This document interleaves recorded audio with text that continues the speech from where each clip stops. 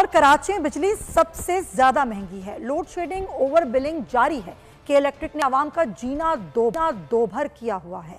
हाफिज नईम रहमान ने news conference की और बोले कि इन मसाइल को देखते हुए कि इलेक्ट्रिक का लाइसेंस मनसूख किया जाए। चीफ जस्टिस से खुद मसले को देखने का मुतालबा भी कर दिया। कहा यह मफाद आमा का मामला है कि लोड शेडिंग कैसे हो रही है, ओवर बिलिंग यहाँ पर की जा रही है।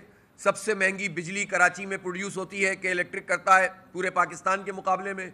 सबसे ज़्यादा बिल यहाँ पर आते हैं। सबसे ज़्यादा इन्होंने अपने मुआहदे की खिलाफ वर्जी की है कि इलेक्ट्रिक ने जीना दूभर किया हुआ है, करोड़ों लोगों को बेआराम किया हुआ है, लोड शेडिंग का अजाब मुसल्लत किया हुआ है। और इनका लाइसेंस क्यों ना कैंसिल कर दिया जाए।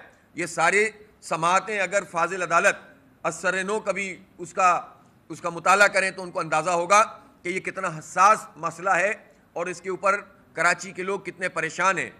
तो इसलिए मैं ये समझता हूँ कि इस समात को अगर उन्होंने ख़त्म करके हाई कोर्ट जाने और नेपरा जाने की बात भी की है तो अस खुद भी चीफ जस्टिस साहब इस बात को देखें कि ये मफाद आम्मा का मसला है।